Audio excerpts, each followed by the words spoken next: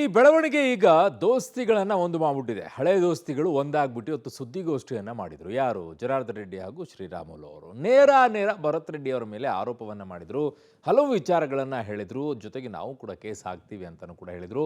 ನನ್ನ ಮೇಲೇನೆ ಅಟ್ಯಾಕ್ ಆಗಕ್ಕೆ ಇದೆಲ್ಲವೂ ಕೂಡ ಪ್ರೀ ಪ್ಲಾನ್ಡ್ ಅನ್ನುವಂಥ ಆರೋಪವನ್ನ ಮಾಡಿದ್ರು. ಇನ್ನು ಬಿಜೆಪಿಯ ನಾಯಕರು ಸಹ ಈ ವಿಚಾರದಲ್ಲಿ ನಿಗಿ ಕೆಂಡವಾಗಿ ಕಾಂಗ್ರೆಸ್ ಸರ್ಕಾರದ ವಿರುದ್ಧ ಕಿಡಿಕಾರಿದ್ರು. ಬಳ್ಳಾರಿಯಲ್ಲಿ ವಾಲ್ಮೀಕಿ ಬ್ಯಾನರ್ ದಂಗಲ್. ಭರತ್ ರೆಡ್ಡಿ ವರ್ಸಸ್ ಜನಾರ್ದನ ರೆಡ್ಡಿ. ಬ್ಯಾನರ್ ನೆಪದಲ್ಲಿ ಜನಾರ್ದನ ರೆಡ್ಡಿ ಟಾರ್ಗೆಟ್. ಬಳ್ಳಾರಿಯ ಜನಾರ್ದನ ರೆಡ್ಡಿ ನಿವಾಸದ ಬಳಿ ನಿನ್ನೆ ರಾತ್ರಿ ಉದ್ವಿಗ್ನ ಪರಿಸ್ಥಿತಿ ನಿರ್ಮಾಣವಾಗಿತ್ತು. ವಾಲ್ಮೀಕಿ ಬ್ಯಾನರ್ ವಿಚಾರಕ್ಕೆ ಭರತ್ ರೆಡ್ಡಿ, ಜನಾರ್ದನ ರೆಡ್ಡಿ ಬೆಂಬಲಿಗರ ನಡುವೆ ನಡೆದ ಗಲಾಟೆ ತಾರಕಕ್ಕೇರಿತ್ತು. ಕಲ್ಲು ತೂರಾಟ, ಫೈರಿಂಗ್, ಲಾಠಿ ಚಾರ್ಜ್ ಸಹ ಮಾಡಲಾಯಿತು. ಫೈರಿಂಗ್ನಲ್ಲಿ ಕಾಂಗ್ರೆಸ್ ಕಾರ್ಯಕರ್ತ ರಾಜಶೇಖರ್ ಸಾವನ್ನಪ್ಪಿದ್ದು, ರಾಜಶೇಖರ್ ಸಾವಿಗೆ ಜನಾರ್ದನ ರೆಡ್ಡಿ, ರಾಮುಲು ಮತ್ತು ಬೆಂಬಲಿಗರೇ ಕಾರಣ ಎಂದು ಭರತ್ ರೆಡ್ಡಿ ನೇರ ಆರೋಪ ಮಾಡಿದ್ರು. ಭರತ್ ರೆಡ್ಡಿ ಆರೋಪವನ್ನ ಅಲ್ಲಗೆಳೆದ ರೆಡ್ಡಿ, ರಾಮುಲು ಸುದ್ದಿಗೋಷ್ಠಿ ನಡೆಸಿ ತಿರುಗೇಟು ಕೊಟ್ರು. ಸಿನಿಮಾ ರೀತಿ ಫೈರಿಂಗ್ ಆರೋಪ. ರೆಡ್ಡಿ ಮನೆ ಮೇಲೆ petrol bomb. Janardhana Reddy target ಆರೋಪ. ಬಳ್ಳಾರಿಯ ಜನಾರ್ದನ ರೆಡ್ಡಿ ನಿವಾಸದಲ್ಲಿ ನಡೆದ ಸುದ್ದಿಗೋಷ್ಠಿಯಲ್ಲಿ ಮಾತನಾಡಿದ ಮಾಜಿ ಸಚಿವ ರಾಮುಲು, ಭರತ್ ರೆಡ್ಡಿ ವಿರುದ್ಧವೇ ಆರೋಪಗಳ ಸುರಿಮಳೆ ಸುರಿಸಿದ್ರು. ಜಗಳ ಮಾಡಬೇಕು ಅಂತಲೇ ಪ್ರೀ ಪ್ಲಾನ್ ಮಾಡಿಕೊಂಡು ಮನೆ ಬಳಿ ಬಂದಿದ್ದಾರೆ. ಬ್ಯಾನರ್ ನೆಪದಲ್ಲಿ ಜನಾರ್ದನ ರೆಡ್ಡಿಯನ್ನ ಟಾರ್ಗೆಟ್ ಮಾಡಿದ್ದಾರೆ. ನನ್ನ ಎದುರೇ ಜನಾರ್ದನ ರೆಡ್ಡಿ ಮೇಲೆ ಗುಂಡು ಹಾರಿತು. ಭರತ್ ರೆಡ್ಡಿ ಆಪ್ತ ಸತೀಶ್ ರೆಡ್ಡಿ ಬಾಡಿಗಾರ್ಡ್ಗಳು ಸಿನಿಮಾದಲ್ಲಿ ಹೊಡೆದಂತೆ ಬುಲೆಟ್ ಫೈರ್ ಮಾಡಿದ್ರು. ಆತ ಖಾಸಗಿ ಗನ್ಮ್ಯಾನ್. ಅವರಿಗೆ ಸಾರ್ವಜನಿಕ ಸ್ಥಳದಲ್ಲಿ ಫೈರಿಂಗ್ ಮಾಡಲು ಅವಕಾಶ ಕೊಟ್ಟಿದ್ಯಾರು? ಮೇಲ್ನೋಟಕ್ಕೆ ಇದು 76 ml ಬುಲೆಟ್ನಿಂದ ಫೈರ್ ಆಗಿರುವಂತೆ ಕಾಣ್ತಿದೆ. ಸಂಸ್ಕಾರ ಇಲ್ಲದ ವ್ಯಕ್ತಿ ಎಲ್ಲಿ ಇದ್ರೇನು, ಎಲ್ಲಿ ಓದಿದ್ರೆ ಏನು ಪ್ರಯೋಜನ ಇಲ್ಲ. ಘಟನೆ ಬಗ್ಗೆ ಸಿಟ್ಟಿಂಗ್ ಹೈಕೋರ್ಟ್ ಜಡ್ಜ್ ಅವರಿಂದ ತನಿಖೆ ಮಾಡಿಸಿ ಎಂದು ರಾಮುಲು ಆಗ್ರಹಿಸಿದ್ರು. ನಾನು ಜನಾರ್ದನ್ ರೆಡ್ಡಿ ಅವರು ಗುಂಡು ನೋಡಿದಂತ ಟೈಮಲ್ಲಿ ಆ ಸಣ್ಣ ರಿವಾಲ್ವರ್ ಇಂದ ಫೈರ್ ಆಗಿದೆ. ಆ ಸಣ್ಣ ರಿವಾಲ್ವರ್ ಇಂದ ಏನ್ ಫೈರ್ ಆಗಿದೆನೋ ಆ ಫೈರ್ ಆದಂತ ರಿವಾಲ್ವರ್ ಓಪನ್ ಆಗಿ ಅವರು ವಾಟ್ಸಪ್ ಫೇಸ್ಬುಕ್ಗಳಲ್ಲಿ ಲೈವ್ಗಳಲ್ಲಿ ಅವರು ಗನ್ಮ್ಯಾನ್ಗಳನ್ನೇ ಅವರೇ ಹಾರಿಸ್ತಾ ಇದ್ದಾರೆ. ಫೈರಿಂಗ್ ಏನಿದೆನೋ ಪೊಲೀಸರಿಂದ ಆದಂತ ಫೈರಿಂಗ್ ಅಲ್ಲ ಅನ್ನಂತ ಸ್ಪಷ್ಟೀಕರಣ ಕೂಡ ಕೊಡ್ತೀನಿ ನಾನು ಕ್ಲಿಯರ್ ಆಗಿ. ಇದು ಖಾಸಗಿ ವ್ಯಕ್ತಿಗಳಿಂದನೇ ಫೈರ್ ಆಗಿರುವಂತದ್ದು. ಇಲ್ರಿ ನಾನು ಮನಸ್ಸು ಮಾಡಿದ್ರಿಗಿನ ಬಳ್ಳಾರಿನ ಭಸ್ಮ ಮಾಡ್ತಾ ಇದ್ದೆ, ಬಳ್ಳಾರಿ ಜನಾರ್ದನ್ ರೆಡ್ಡಿ ಅವರ ಮನೆ ಸುಟ್ಟಾಗ್ತಿದ್ದೆ ಅಂದ್ರೆ ಅವರೆಲ್ಲ ಪ್ರೈ ಪ್ಲಾನ್ ಮಾಡಿಕೊಂಡಿರೋ ಕಾರಣ ಪೆಟ್ರೋಲ್ ಬಾಟಲ್ಗಳು ಹಿಡ್ಕೊಂಡ್ರಿ, ಪೆಟ್ರೋಲ್ ಬಾಂಬ್ ಅಂತಾರ ನೋಡ್ರಿ. ಆ ಬೀರ್ ಬಾಟ್ಲಲ್ಲಿ ಪೆಟ್ರೋಲ್ ಹಾಕ್ತಾರ್ರಿ. ಪೆಟ್ರೋಲ್ ಹಾಕಿದ ನಂತರ ಮುಚ್ಚೋದು ಬಟ್ಟೆ ಹತ್ರ ಮುಚ್ಚುತ್ತಾರ್ರಿ. ಆ ಬೆಂಕಿ ಹಚ್ಚಿ ಒಗದ್ರಿ ಡಮ್ ಅಂತೇಳಿ ಬ್ಲಾಸ್ಟ್ ಆಗ್ತಾವ್ರಿ. ಅದೆಲ್ಲ ಹೊಡೆದಾರ್ರಿ. ಭರತ್ ರೆಡ್ಡಿ ಅವ್ರು ಹೇಳಿದಂತ ಮಾತೇನು, ಅವ್ರ ಮನೆ ಸುಡ್ತಾ ಇದ್ದೆ, ಬಳ್ಳಾರಿ ಸುಡ್ತಾ ಇದ್ದೆ, ಅದಕ್ಕೋಸ್ಕರ ಪ್ಲಾನ್ ಆಗಿ ಮಾಡ್ಕೊಂಡೆ ಇವತ್ತು ಜನಾರ್ದನ್ ರೆಡ್ಡಿ ಅವ್ರನ್ನ ಇವತ್ತೇನಲ್ಲ ನೋಡ್ರಿ. ದಿನಿಂದ ನೀವು ಗೆದ್ದಾಗಿನಿಂದನೇ ಇವತ್ತು ಜನಾರ್ದನ್ ರೆಡ್ಡಿ ಅವ್ರನ್ನ ಟಾರ್ಗೆಟ್ ಮಾಡ್ಕೊಂಡು ಓದ್ ಕಡೆ ಎಲ್ಲ ಕೂಡ ತೊಂದರೆ ಮಾಡ್ತೀರಿ. ದಾರಿಯಲ್ಲಿ ಓದಂತ ಟೈಮಲ್ಲಿ ಎಲ್ಲ ಕೂಡ ತೊಂದರೆ ಮಾಡ್ತೀರಿ. ನಿಮ್ಮ ಬ್ಯಾನರ್ ಏನು ಉಳಿಂದ ಕಟ್ರಿಲ್ಲ, ಯಾರು ಬೇಡ ಅಂತಾರ. ನೀ ಜಗಳ ಮಾಡ್ಬೇಕಂದ್ರೆ ಇಂಟೆನ್ಷನ್ ಆಗಿ ಬಂದು ರಾತ್ರಿ ಎಲ್ಲ ನೋಡ್ತೀನಿ ಸಿನಿಮಾಗಳ ತರ ಕಲ್ ತೂರಾಟ ಆಗ್ತಾರಿ. ಎಷ್ಟು ಕಲ್ ತೂರಾಟ ಆಗ್ತಾರೆ ಅಂದ್ರೆ ನೀವು ಮಾಡಿ ಮೇಲೆ ನಿಂತಾರ, ಎಷ್ಟು ತೂರಾಟ ಬೇಕು ಅಷ್ಟು ತೂರಾಟ ಮಾಡ್ತಾರ. ನೀವು ಅಲ್ಲಿ SP ಸರ್ಕಲ್ ಇಂದ ಬಂದಂತ ಟೈಮ್ ಅವ್ರ ಹತ್ರ 2,000 ಮಂದಿಕಿನ ಜಾಸ್ತಿ ಇದಾರ್ರಿ. 2,000 ಮಂದಿ ಬೀರ್ ಬಾಟ್ಲ್ಗಳಲ್ಲಿ ಕುಡ್ಕೊಂತ ಬರ್ತಾ ಇದ್ದಾರೆ. ಅವ್ರ ಕಲ್ಚರ್ ನೋಡಿಸ್ತೆ. ಮನೆ ಮುಂದೆ ಚೇರ್ ಹಾಕಿ ಬ್ಯಾನರ್ ಹಾಕಿಸಿದ್ರು. ನಾನು ಬರ್ತಿದ್ದಂತೆ ಫೈರಿಂಗ್ ಮಾಡಿದ್ರು. ಶಾಸಕ ಜನಾರ್ದನ ರೆಡ್ಡಿ ಹೇಳಿಕೆ. ಸುದ್ದಿಗೋಷ್ಠಿಯಲ್ಲಿ ಮಾತನಾಡಿದ ಶಾಸಕ ಜನಾರ್ದನ ರೆಡ್ಡಿ, ಭರತ್ ರೆಡ್ಡಿ ವಿರುದ್ಧ ಆಕ್ರೋಶ ಹೊರಹಾಕಿದ್ರು. ಜನಾರ್ದನ ರೆಡ್ಡಿ ಮನೆ ಸುಡ್ತಿದೆ, ಬಳ್ಳಾರಿ ಭಸ್ಮ ಆಗುತ್ತೆ ಅನ್ನೋ ಪದ ಬಳಕೆ ಆತನ ಮೂರ್ಖತನ ತೋರಿಸುತ್ತೆ. ಸುಮ್ಮನೆ ಗಲಾಟೆ ಶುರು ಮಾಡಿದ್ದಾರೆ. ನನ್ನ ಮನೆ ಮುಂದೆ ಚೇರ್ ಹಾಕಿಕೊಂಡು ಬ್ಯಾನರ್ ಹಾಕಲು ಮುಂದಾಗಿದ್ರು.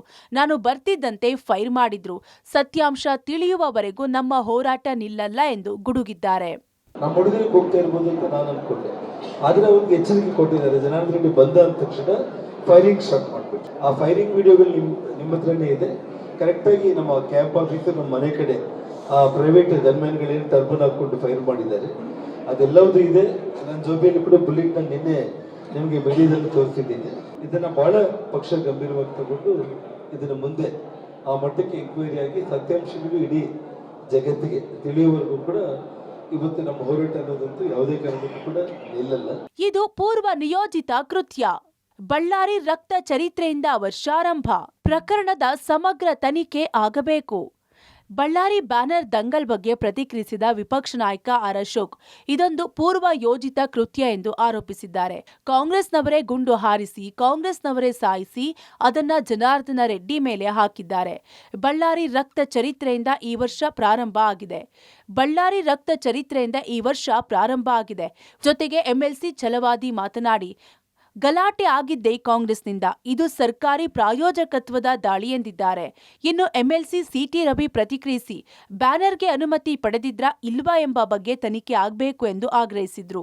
ಇನ್ನು ಬಿಜೆಪಿ ರಾಜ್ಯಾಧ್ಯಕ್ಷ ವಿಜೇಂದ್ರ ಸಂಜೆ ವೇಳೆಗೆ ಘಟನಾ ಸ್ಥಳಕ್ಕೆ ಭೇಟಿ ನೀಡಲಿದ್ದಾರೆ. ಏಕಾಏಕಿ 40-50 ಜನ ಗುಂಪು ಕಟ್ಕೊಂಡು ಜನಾರ್ದನ್ ರೆಡ್ಡಿ ಕಾಂಪೌಂಡ್ ಒಳಗಡೆ ಬಂದು ಫ್ಲೆಕ್ಸ್ಗಳನ್ನು ಹಾಕಿದ್ದಾರೆ. ಅದಾದಮೇಲೆ ಜನಾರ್ದನ್ ರೆಡ್ಡಿ ಮನೆಯವರು ಕಂಪ್ಲೇಂಟ್ ಕೊಟ್ಟಿದ್ದಾರೆ. ಪೊಲೀಸರು ಬಂದು ಅದನ್ನು ತೆರವುಗೊಳಿಸಿದ್ದಾರೆ. ಗುಂಡಾರಿರೋದು ಯಾರಿಂದ? ಇದೇ ಸತೀಶ್ ರೆಡ್ಡಿ ಬೆಂಬಲಿಗರಿಂದ. ಅದರಲ್ಲಿ ಈಗಾಗಲೇ ಪೋಸ್ಟ್ ಮಾರ್ಟಮ್ ರಿಪೋರ್ಟು ಆಗಿದೆ. ಅವರೇ ಗುಂಡಾರಿಸಿ, ಕಾಂಗ್ರೆಸ್ ಅವರೇ ಕೊಲೆ ಮಾಡಿ ಜನಾರ್ದನ್ ರೆಡ್ಡಿ ಮೇಲೆ ಹೇಳ್ತಾ ಇರ್ತಕ್ಕಂಥದ್ದು ಅಕ್ಷಮ್ಯ ಅಪರಾಧ. ಮಾಜಿ ಸಚಿವ ಜನಾರ್ದನ್ ರೆಡ್ಡಿ ಅವರ ಮನೆ ಹತ್ರಕ್ಕೆ ಹೋಗಿದ್ದು ಅದನ್ನು ಸರ್ಕಾರ ಯಾವ ರೀತಿ ಸಮರ್ಥನೆ ಮಾಡಿಕೊಳ್ಳುತ್ತೆ? ನಾನು ಜನಾರ್ದನ್ ರೆಡ್ಡಿ ಅವರ ಹೇಳಿಕೆಯನ್ನು ಗಮನಿಸಿದೆ. ನನ್ನನ್ನು ಹತ್ಯೆ ಮಾಡುವ ಉದ್ದೇಶದಿಂದಲೇ ಎಲ್ಲರೂ ಬಂದಿದ್ದಾರೆ ಅಂತಕ್ಕಂಥದ್ದನ್ನು ಅವರು ಹೇಳಿದ್ದನ್ನು ನಾನು ಗಮನಿಸಿದೆ. ಇದನ್ನೆಲ್ಲ ನೋಡಿದಾಗ ಇದೊಂದು ನೆಪ ಆಗಿ ಮಾತ್ರ ಕಾಣುತ್ತೆ. ಇದ್ರ ಹಿಂದ್ಗಡೆ ಬೇರೆ ಏನೋ ಇರುವ ಸಾಧ್ಯತೆಗಳಿದ್ದಾವೆ. ಇದರೆಲ್ಲದರ ಸಮಗ್ರ ತನಿಖೆ ಆಗಬೇಕು ಅಂತ ನಾನು ಆಗ್ರಹಿಸ್ತೇನೆ. ದುರುದ್ದೇಶಪೂರ್ವಕವಾಗಿ ಯಾರ ಮೇಲೂ ಕ್ರಮ ಆಗಬಾರ್ದು. ನಿಷ್ಪಕ್ಷಪಾತವಾದ ನ್ಯಾಯಯುತ ತನಿಖೆ ಆಗಲಿ ಅಂತ ಆಗ್ರಹಿಸ್ತೇನೆ. ಇದು ಪೂರ್ವ ನಿಯೋಜಿತ ಗಲಭೆ ಮಾಡಲಿಕ್ಕೇನೆ ಪ್ರಾರಂಭ ಮಾಡ್ಕೊಂಡಿದ್ದು. ಯಾಕೆಂತಂದ್ರೆ ಕಾಂಗ್ರೆಸ್ ಗೋಂಡಾ ಸರ್ಕಾರ ಅಂತಕ್ಕಂಥದ್ದು ದೇಶಕ್ಕೆ ಗೊತ್ತು. ಒಂದು ಜೀವವನ್ನ ಬಲಿ ತೆಗೆದುಕೊಳ್ಳೋದ್ರ ಮೂಲಕ ರಾಜ್ಯಕ್ಕೆ ಒಂದು ಸಂದೇಶವನ್ನು ಕೊಟ್ಟಿದ್ದಾರೆ. ಗೂಂಡಾ ರಾಜ್ಯ ಇವತ್ತಿಂದ ಹೀಗೆ ಇರುತ್ತೆ ಅಂತಕ್ಕಂಥದ್ದನ್ನ. ಇನ್ನು ಬಳ್ಳಾರಿ ಗಲಾಟೆ ಪ್ರಕರಣದ ಬಗ್ಗೆ ಪ್ರತಿಕ್ರಿಯಿಸಿರುವ ಗೃಹ ಸಚಿವ ಪರಮೇಶ್ವರ್, ಬ್ಯಾನರ್ ಗಲಾಟೆ ವೇಳೆ ಯಾರೋ ಫೈರಿಂಗ್ ಮಾಡಿದ್ದಾರೆ, ಈ ಬಗ್ಗೆ ತನಿಖೆ ಬಳಿಕ ಗೊತ್ತಾಗಲಿದೆ ಎಂದರು.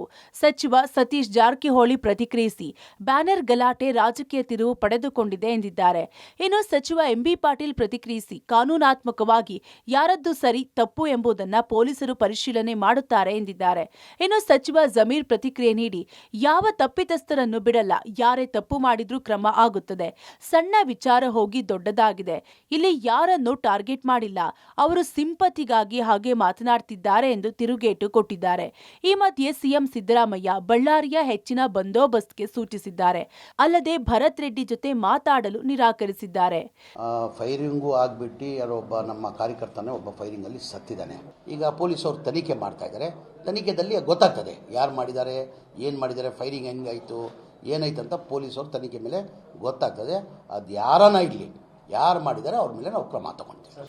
ಯಾರು ಫೈರ್ ಮಾಡಿದ್ರು ಅದೆಲ್ಲ ಈಗ ತನಿಖೆ ಮಾಡೋದಕ್ಕೆ ಹೇಳಿದ್ದೇನೆ. ವರದಿ ಬಂದ ಮೇಲೆ ಎಲ್ಲ ವಿವರಗಳು ಗೊತ್ತಾಗುತ್ತೆ. ಆದರೆ ಈ ರೀತಿ ವಾಲ್ಮೀಕಿಯವರ ಪುತ್ಥಳಿಯನ್ನು ಹಾಕುವಂಥ ಕಾರ್ಯಕ್ರಮಕ್ಕೂ ಕೂಡ ಅವರು ಈ ರೀತಿ ಮಾಡ್ತಾರೆ ಅಂತ ಹೇಳಿದರೆ ಇದು ರಾಜಕೀಯದ ದುರುದ್ದೇಶ ಅಂತ ಹೇಳಿ ಕಾಣಿಸುತ್ತೆ. ಜನಾರ್ದನ್ ರೆಡ್ಡಿ ಅವ್ರ ಮನೆ ಮುಂದೆ ಪೋಸ್ಟ್ ಕಟ್ಟಲಿಕ್ಕೆ ಅವರು ತೆರವುಗೊಳಿಸ್ಬೇಕಂತ ಅವರು, ಇವ್ರು ಕಟ್ಟಬೇಕಂತ ಇವರು, ಅಷ್ಟೇ. ಸೊ ಅದರ ರಿಯಾಲಿಟಿ ಗೊತ್ತಾಗಬೇಕಾದ್ರೆ ಎನ್ಕ್ವೈರಿ ಆಗ್ಬೇಕಷ್ಟೇ ಏನಾಗಿದೆ ಅಂತ. ಸೊ ಅವಾಗ ತನಿಖೆ ಆಗಬೇಕು, ಇದು ಯಾರು ಮಾಡಿದ್ದಾರೆ, ಹೆಂಗಾಗಿದೆ ಅಂತ ತನಿಖೆ ಆಗಬೇಕು. ಇಮಿಡಿಯೇಟ್ ಏನು ಹೇಳಲಿಕ್ಕೆ ಆಗೋಲ್ಲ ಯಾರ್ದು ತಪ್ಪಿದೆ ಯಾರ್ದಿಲ್ಲ ಅಂತ.